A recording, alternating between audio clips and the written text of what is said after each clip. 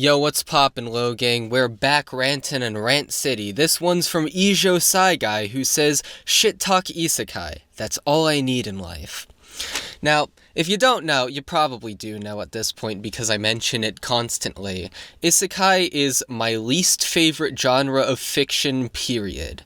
There is no genre or type of fiction that I despise more than Isekai, which is weird because one of my favorite shows of all time, Mushoku Tensei, is an isekai, ostensibly, although I like to forget that it's an isekai and just call it a dark fantasy. Even though it's the one isekai, well, not the one isekai, but one of the few isekai that actually takes the isekai part of its premise and does something interesting with it. The main issue with isekai, well, there's a few main issues. First of all the main characters look the fucking same. Not literally all of them. Obviously, Rudius is well designed, Subaru is well designed, Kazuma is well designed, Sora is well designed.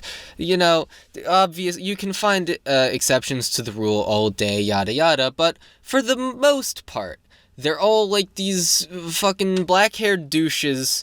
Sometimes like a little spiky, sometimes they look more like a harem protagonist, but they all have fucking blank faces and they don't stand out at all. But more importantly than just their design, their personalities are just nothing. And furthermore, they mostly exist as vehicles for wish fulfillment. And the type of wish fulfillment that isekai brings is for there to be a super powerful protagonist who gets all the powers normally handed to them. Sometimes they're just awesome by nature of their existence, but most often, at least nowadays, it's that they find some random fucking powers and just become a badass, right? And you know, they get all the ladies too. Oftentimes there's a harem, or maybe there's a main girl who they probably don't get with. I don't finish most isekai, but I watched the first episode, at least a little bit of it, of nearly every isekai every season. I've stopped doing it as much lately because my patience just isn't there anymore, but I used to, and it'd always be the same story.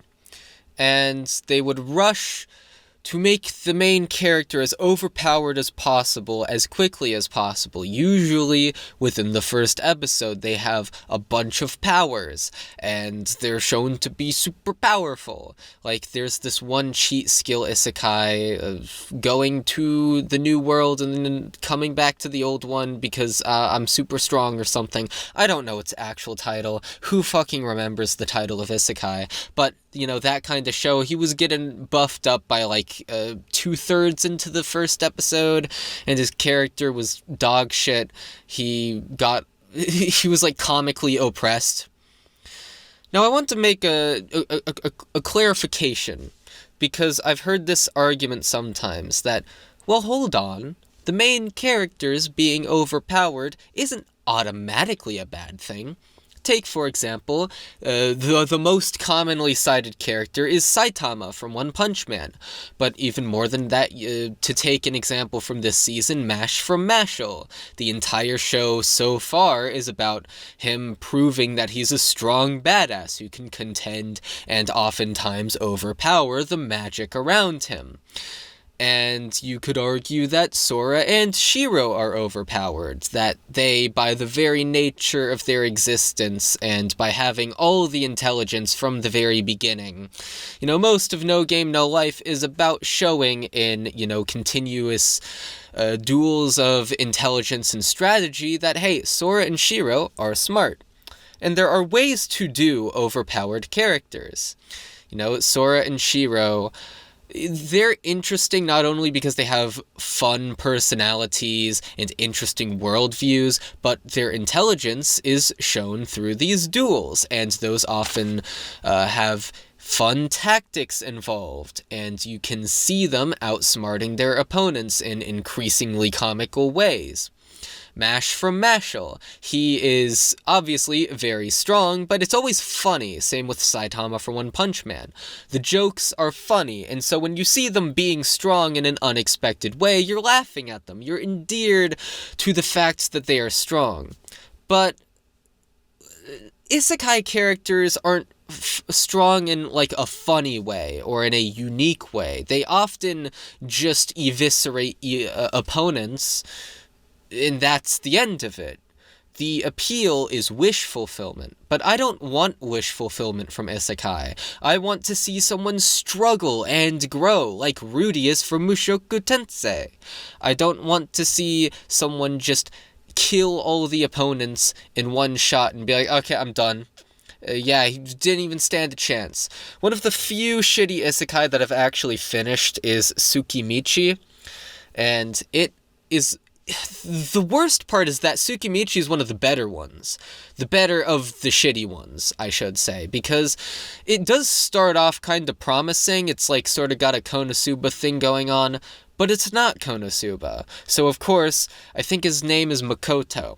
Makoto, he's just overpowered very quickly, pretty much by the end of the first episode. He like captures this goddess or whatever, and he just takes over the world. He has like a pocket dimension. He's a walking god that nobody can stop by the end. And I'm like, well, hold on. The entire setup of the show is that Makoto looks ugly, and the goddess throws him in the middle of nowhere because he's ugly. And then the first girl he meets to add to his harem is a pig. A talking pig. And I'm like, okay, so that's the setup of the show. And then the end is him just being overpowered anyway. Well, what the fuck? What happened? I thought this was supposed to be different. But it's the same show as all the other isekai. That's the other thing. All isekai are the same. Not all of them. But all of them are the same. Enough of them are the same that I can say all of them are the same and get away with it. I know people like Kikazu will like split hairs and be like, well, hold on, this one's like a little teeny tiny different from the rest of them. It's got like this other thing going on. Oh my god, guys, he returns home to his world. He's going through the world for the second time. Jesus Christ, it's like a completely different show at this point. The isekai formula is just getting revived entirely. It has been reinvented by this show because he went back to his own world, guys. You don't understand. He went back to the old world. They're the same. They're all, for all intents and purposes, they are the same show.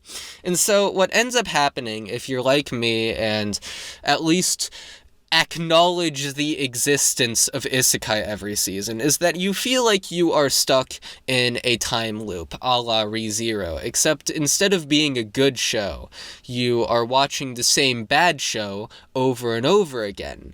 There are like 6 of these things every goddamn season, and watching them all within a season will make you go crazy, because they are functionally, oftentimes, indistinguishable. They have the same basic DNA that is just lifted and directly transplanted into each and every single one of these isekai.